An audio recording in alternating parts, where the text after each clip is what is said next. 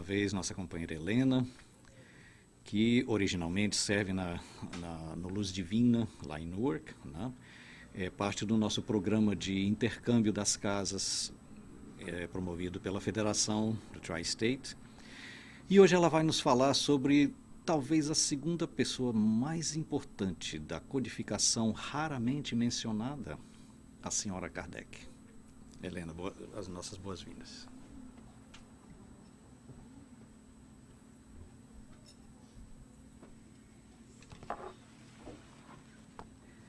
Um bom dia para todos nós. Vamos rogar ao Divino Mestre que abençoe o momento que nós vamos viver agora e também ao Espírito iluminado de Maria de Nazaré, aquela que foi a mãe de Jesus, para que ela nos abrigue em sua ternura maternal. E foi linda a leitura de hoje, porque nos trouxe um pouco da vida de Maria Madalena, a grande convertida. Ela que é um exemplo de renovação para todos nós e que também foi uma propagadora da doutrina do Cristo.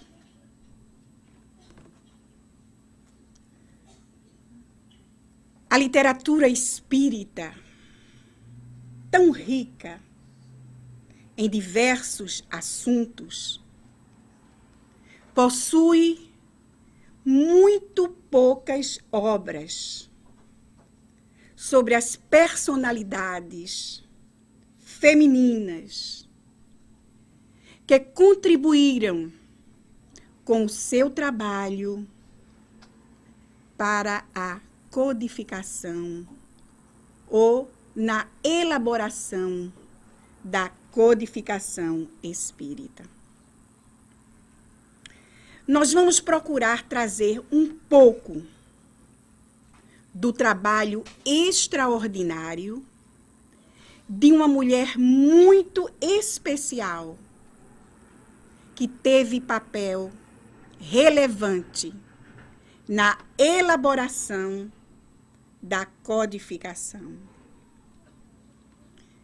Ela foi incentivadora na difusão do espiritismo, além de ser a responsável para que o legado de Kardec chegasse até os nossos dias. A professora de artes, escritora, poetisa, pintora, Amélie Gabrielle Baudet, a doce esposa do mestre Allan Kardec. Para realizar esse estudo, nós utilizamos como principal fonte de pesquisa o livro Madame Kardec, de Adriano Calzone, além, é claro, de pesquisas bibliográficas na internet. O objetivo maior desse nosso estudo é prestar uma homenagem a Amélie Baudet e também a muitas mulheres que lutaram e continuam lutando para a propagação do espiritismo aqui na Terra.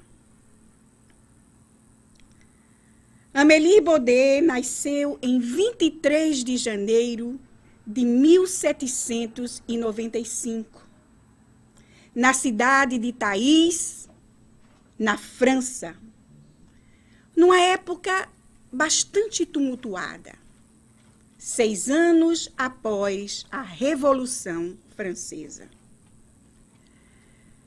Sorriso terno, bondoso, gentil e graciosa, a professora de letras e de belas artes, Amélie, foi orientada na escola pestalozziana.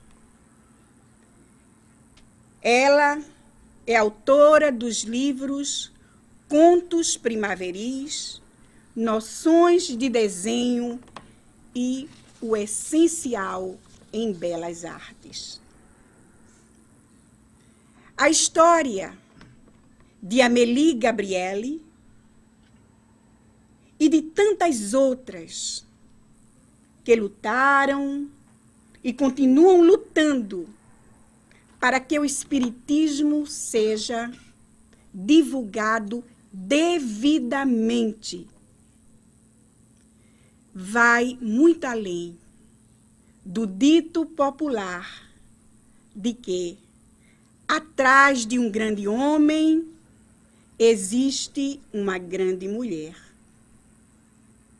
As grandes mulheres, as dedicadas mães, nunca estiveram atrás de seus esposos, mas sim ao lado deles. O pai de Amélie Boudet era escrivão público e proprietário de terras que havia herdado de sua família. Família essa pertencente à médium burguesia. A mãe, Louise, descendia de uma família de artistas. Assim, desde cedo, Amélie teve contato com a música, com a poesia, a pintura, o artesanato, a dança, o teatro, além da literatura francesa e de línguas universais. Aos 15 anos de idade, a jovem Amélie já demonstrava uma inteligência fora do comum. Por essa razão, sua mãe resolveu mudar-se para Paris e a matriculou num colégio da elite parisiciense. Aos 19 anos de idade, numa época de ebulição política, econômica, social e cultural, Amélie graduou-se como professora. Aos 33 anos de idade, a professora Amélie Gabrielle estava ainda solteira, o que não era nada comum para uma moça de sua idade daquela época. Mas como professora, ela já se destacava no meio acadêmico e era muito respeitada na sociedade em que vivia. Os seus volumes pedagógicos sobre a arte de seu tempo, publicados durante um período de 4 anos, repercutiam positivamente no meio acadêmico e eram muito estudados. O seu sucesso chegou ao conhecimento de um certo pedagogo, autor de livros, de nome Hippolyte Léon Denisard Rivel. Eles se conheceram e ele logo ficou encantado com aquela mulher especial.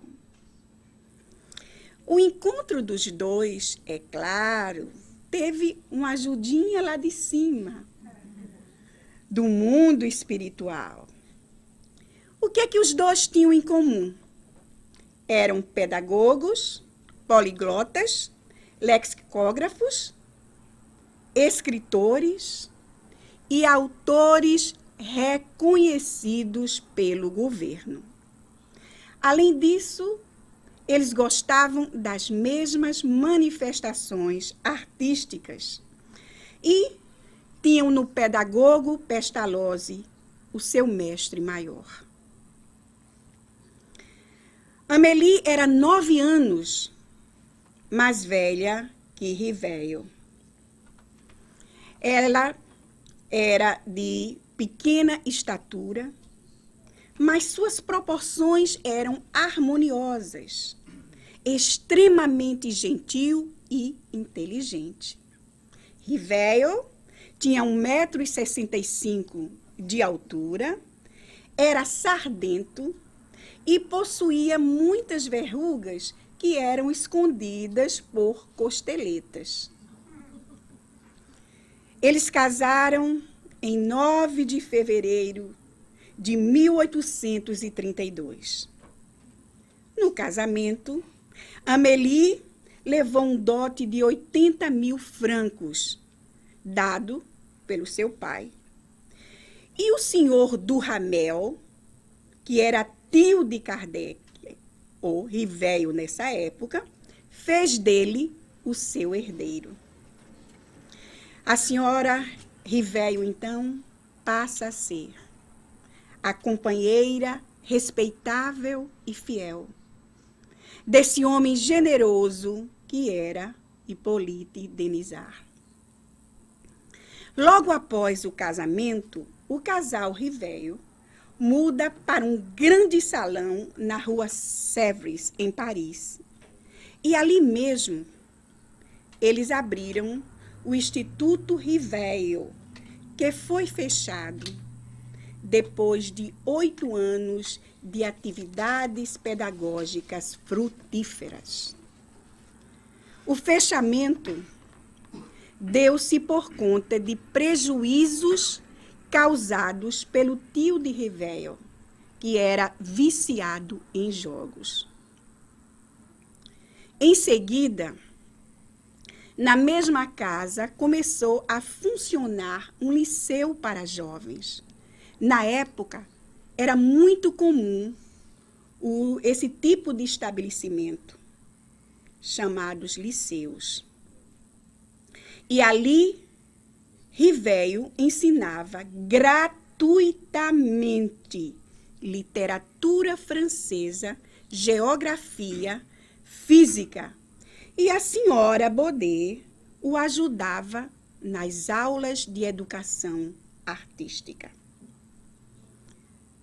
Os dois aplicavam nessas aulas o pensamento de Pestalozzi, que era: o amor é o eterno fundamento da educação.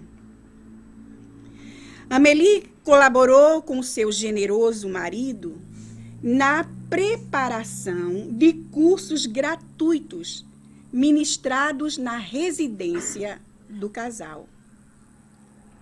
Além de companheira, ela foi inspiradora de vários projetos que o marido pôs em execução. Dentro da humildade e elevação de espírito, a doce Gabi, como era carinhosamente chamada, secundou o marido na árdua tarefa da codificação da doutrina espírita. Em 1841, o casal passou por apuros financeiros e tiveram que mudar para outra casa, na rua Tarane, de número 12. 7 anos depois, sobe ao trono o imperador Napoleão III. E isso afetou e muito a vida profissional do casal. E por quê?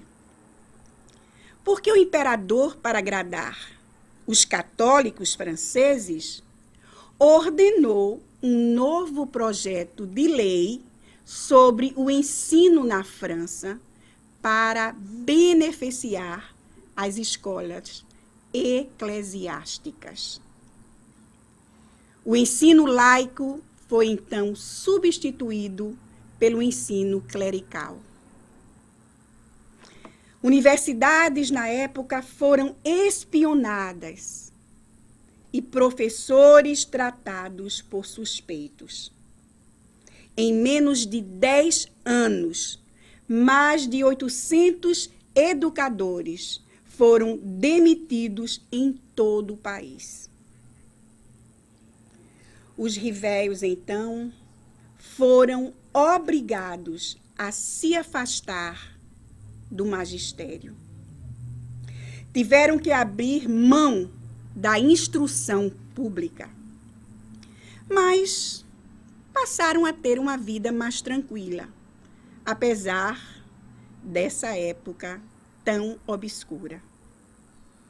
Viviam eles dos poucos recursos de suas obras pedagógicas e de trabalhos dele como professor e contador. O casal não teve filhos. Em 1854, um magnetizador de nome Fortier trouxe ao casal uma notícia estranha. As mesas de Paris estavam falando. Ao ouvir aquilo, Rivéio, com seu senso apurado, crítico, logo disse: só acredito se me provarem que uma mesa tenha cérebro e possa pensar, que tenha nervos e possa sentir, e que ainda possa se tornar sonâmbula. Até lá, permita que eu veja nisso um conto de carochinhas. Observa ele assim o velho método de Pestalozzi. Observar, comparar, julgar.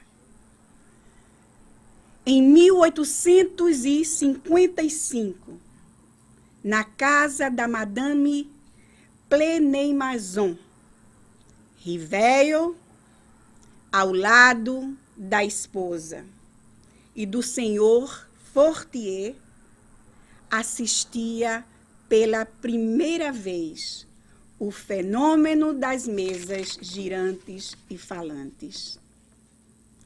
Sobre a influência da clarividente Madame Roger, constatavam que as mesas de fato giravam, saltavam e se comunicavam, sem deixar qualquer dúvida. Havia ali um fato que decorria de uma causa. Há ou não uma força inteligente? Se existe, qual a sua origem? Qual a sua natureza? Eram as questões que Rivéio tinha naquele momento. E foi investigando, pesquisando, comparando, chegando aos fatos que, em abril de 1857, com a ajuda financeira da esposa, ele publicou o Livro dos Espíritos. 8 meses depois, foi lançada também a Revista Espírita. É importante falarmos nos outros livros da codificação que foram lançados. O Livro dos Médiuns, o Evangelho segundo o Espiritismo, a Gênese, o Céu e o Inferno. Por sugestão dos espíritos, Rivéio passa, então, a adotar o pseudônimo de Allan Kardec. A sugestão, na realidade, veio de um espírito de nome Zéfiro, que, segundo ele, eles foram sacerdotes druidas, o Rivéio e ele, numa época passada, na região onde viviam os celtas. E os celtas eram uma etnia que, na época antiga, na Europa antiga, tomava quase toda a extensão da Europa. A cada semana, havia reuniões mediúnicas na casa do casal Kardec. E nessas reuniões, a participação de pessoas não excediam a 20. Após as reuniões, os participantes ficavam contemplando, admirando as obras de arte de Madame Kardec. Eram muitas, espalhadas por toda a casa. Em abril de 1858, é fundada a Sociedade Parisiense de Estudos Espíritas. Nasceu assim o primeiro centro espírita regulamentado no mundo. Diversos médiuns frequentavam a sociedade, entre eles Rose e Alfredo Didier. O casal Delany trazia então no colo a criança, o filhinho Gabriel Delany, que mais tarde se tornaria um grande pesquisador do espiritismo.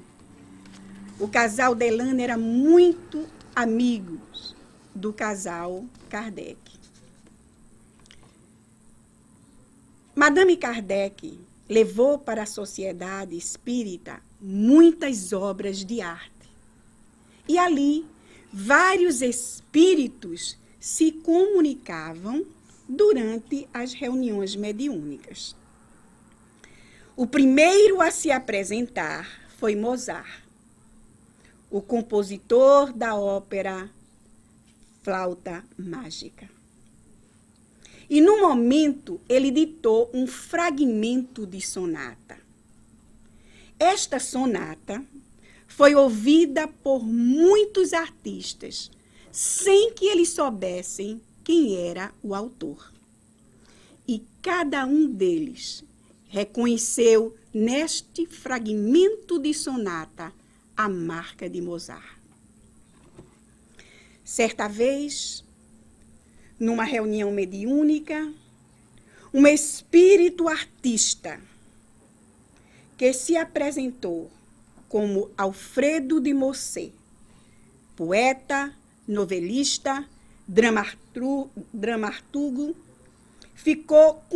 que ficou muito conhecido como adepto do romantismo, deu o seguinte depoimento. Isso aqui tudo vai para os artistas da casa. Ouviu, André? E outros que eu sei que tem aqui. A pintura, a escultura, a arquitetura, a poesia, a música foram alternadamente influenciadas pela arte pagã e pela arte cristã. Perguntado a ele se um dia haveria a arte espírita, ele responde: o verme é verme. Torna-se verme de seda e depois borboleta. O que há de mais aéreo, de mais gracioso do que uma borboleta? A arte pagã é o verme. A arte cristã é a crisálida. A arte espírita será a borboleta. O próprio Allan Kardec deixou em seus escritos que o espiritismo abre à arte um campo novo e inexplorado. E quando o artista reproduzir o mundo espírita com convicção, aurirá nessa fonte as mais sublimes inspirações. Segundo o espírito Lamennais, a música vai mais direta ao coração. Já a pintura, a escultura, a poesia, antes de tudo, atingem mais a sensação cerebral. Assim, a música vai do coração ao espírito. A música séria eleva a alma, eleva os pensamentos. A música leviana faz vibrar os nervos e nada mais. O depoimento desse espírito foi publicado na Revista Espírita de 1861. Esse mesmo espírito declara ainda que a música, a poesia, a pintura se dão as mãos.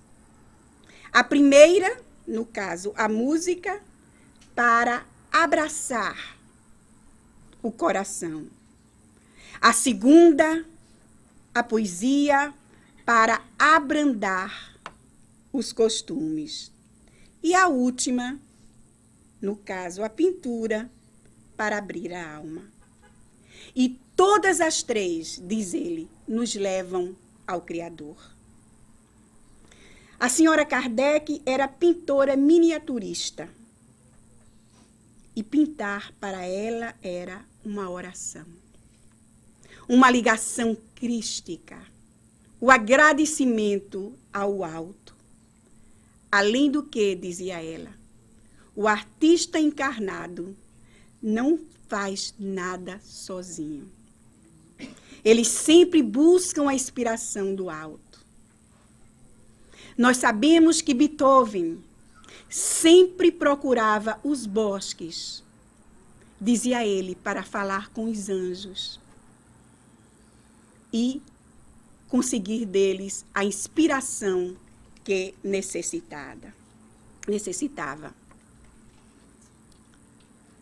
Pela sua personalidade marcante e formação acadêmica de pedagoga, artista, linguística, Amélie Baudet colaborava ativamente com o esposo nas obras literárias, seja na revisão, compilação e transcrição dos originais dos livros espíritas.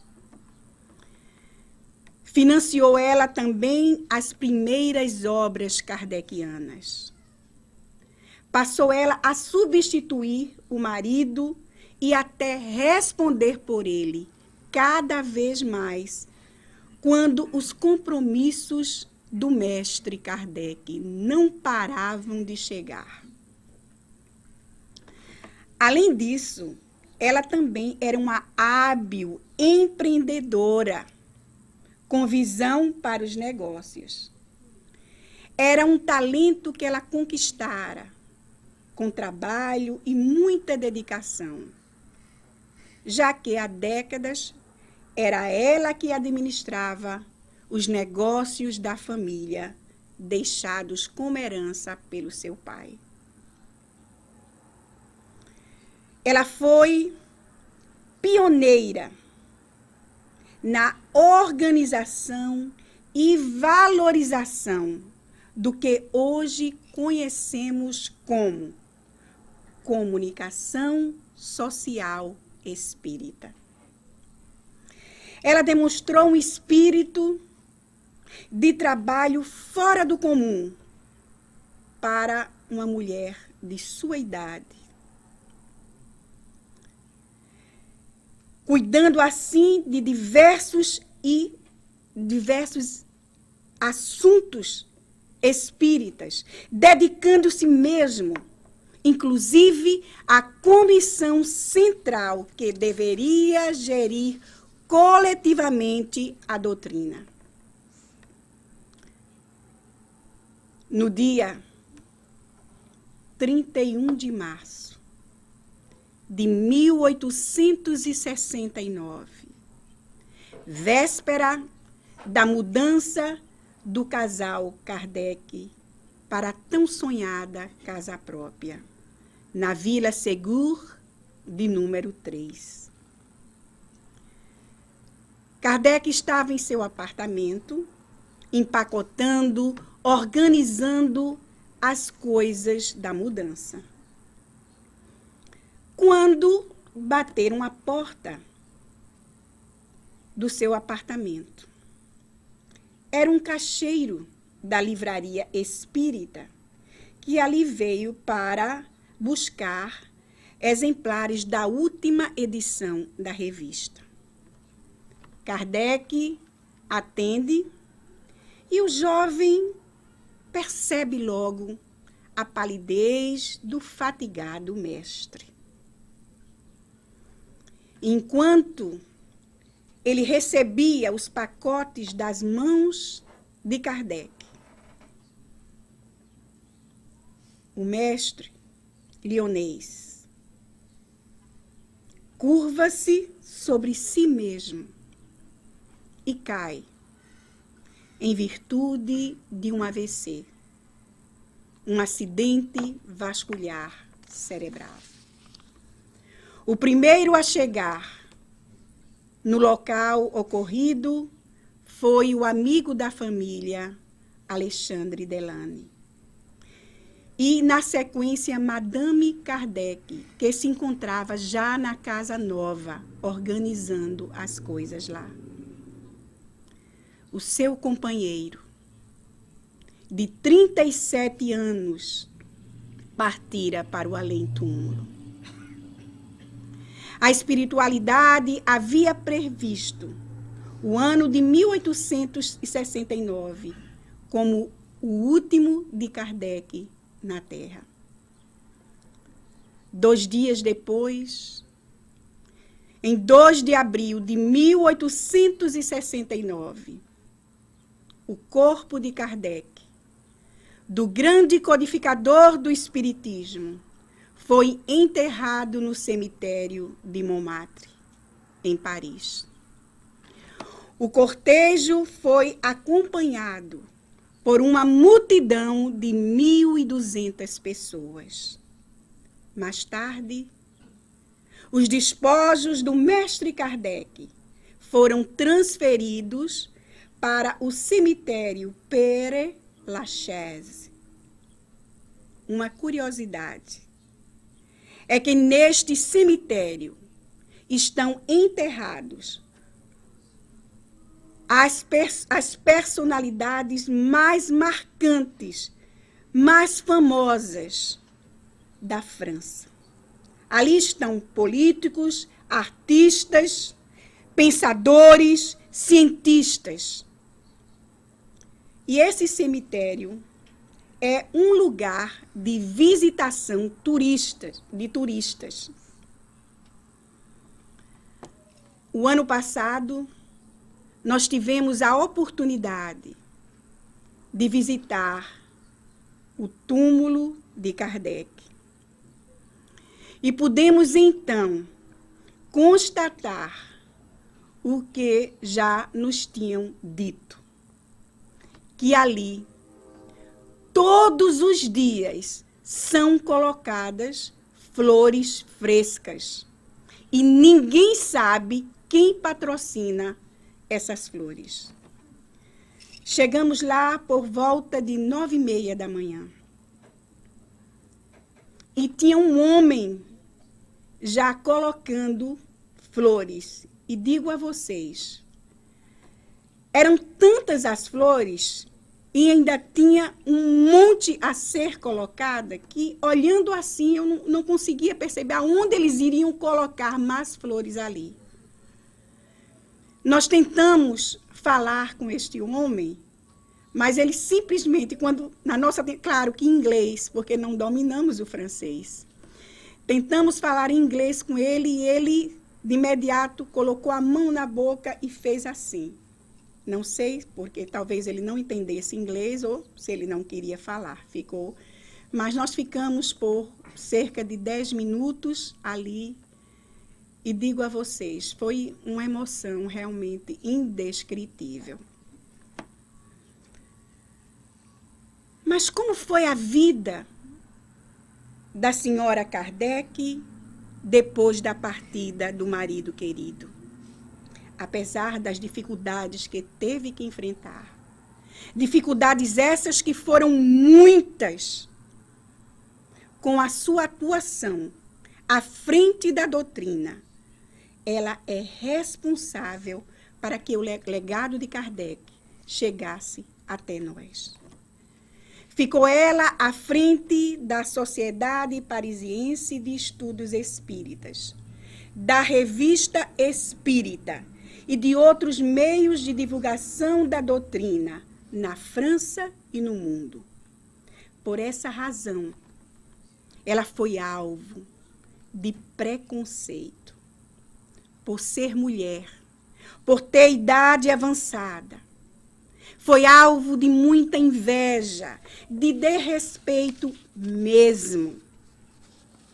Durante o processo dos espíritas, em 1875, que levou o espiritismo aos tribunais. Amélie foi convocada a depor e o juiz a tratou de forma desrespeitosa. Mas ela, de maneira firme, respondeu todas as perguntas, defendendo a memória de Kardec. O juiz falou para ela com ironia: não gostamos de gente que toma nomes que não lhes pertencem. E Amélie respondeu: todos os literatos adotam pseudônimos. Meu marido jamais pilhou coisa alguma. Ele desencarnou há 6 anos, respeitado pelas figuras do pensamento mundial. Era mais um testemunho doloroso a que ela fora chamada. Dentro da humildade e elevação de espírito, ela suportou tudo isso com serenidade, sem reclamar coisa alguma. Um dos membros da Sociedade Espírita, de nome Pierre Lemarie, não gostou nada de ter que responder à viúva Kardec, de ter que executar suas ordens, de ter que concordar com ela. Na opinião dele, aquela senhora lúcida, de 76 anos, devia estar em casa, fazendo brioches, ou num asilo, ao redor de uma lareira, tomando sopa com o babador, se preparando assim para a morte.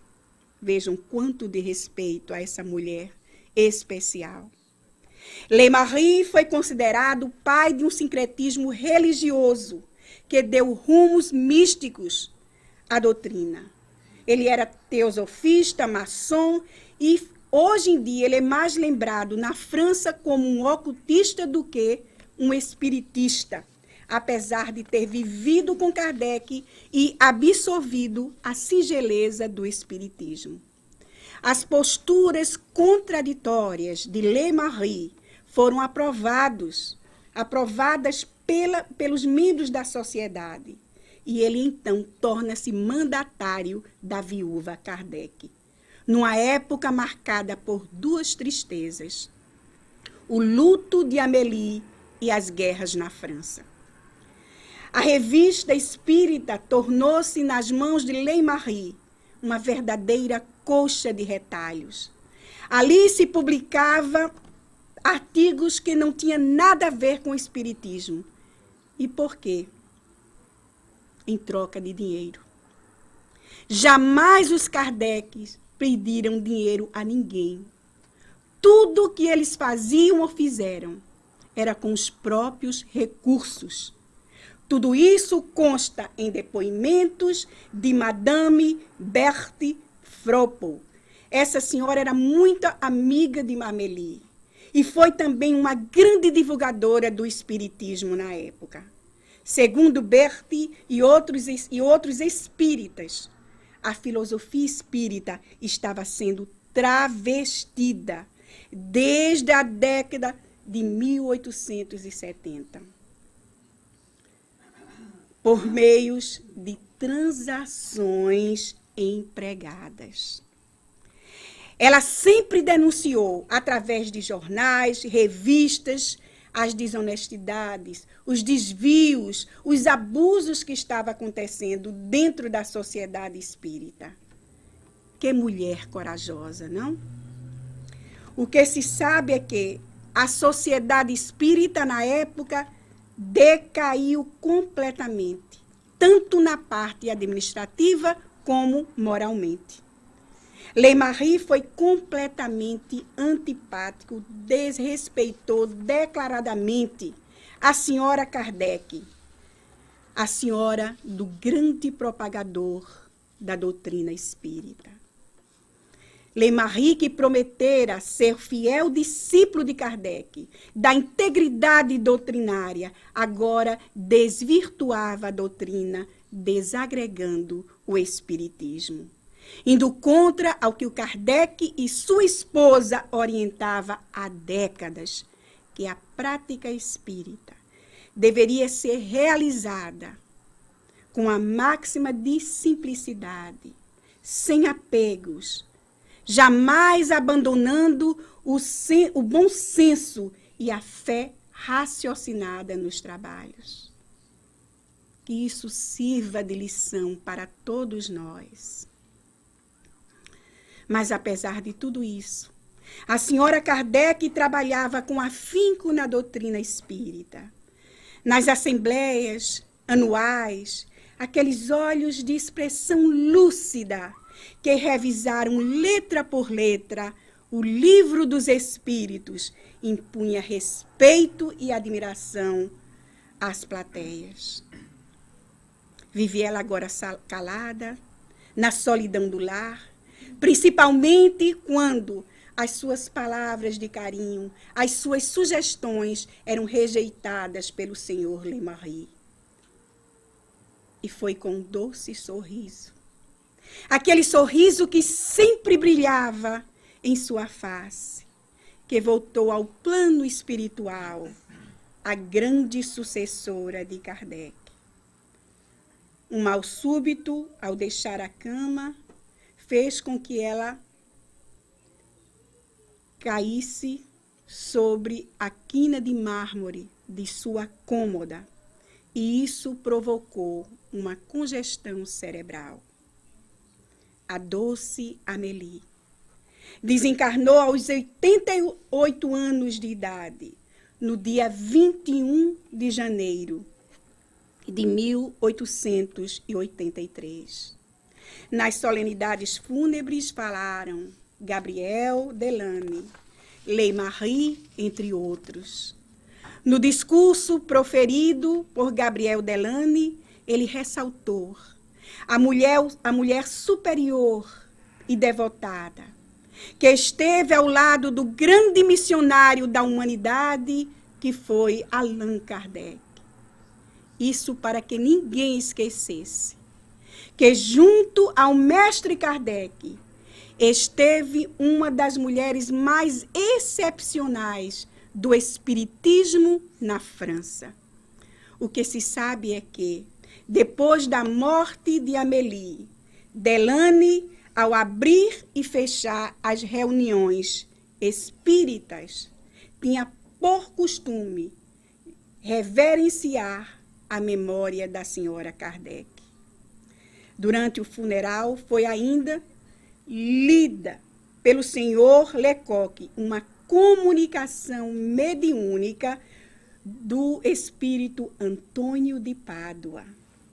Essa comunicação foi recebida um dia depois da morte de Amélie, 22 de janeiro, na qual ele descrevia a brilhante recepção de Amélie por Kardec e elevados espíritos lá no mundo espiritual.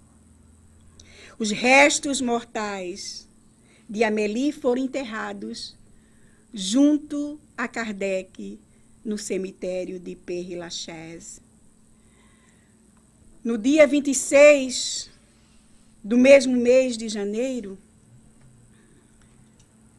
um conceituado médium chamado Cordurier recebeu também uma mensagem assinada pela senhora Kardec. Mensagem essa que demonstrava a imortalidade da alma. Madame Kardec teve uma existência bela na prática das virtudes. Seguidora do Evangelho, adotou as ideias do marido, vencendo ela preconceitos, conspirações, traições e decepções. Tudo isso para que o Espiritismo permanecesse vivo. Sobre ela, disse Kardec, minha esposa aderiu plenamente aos meus intentos e me secundou na tarefa laboriosa através de um trabalho frequentemente acima de suas forças, sacrificando, sem pesar, os prazeres e as distrações do mundo.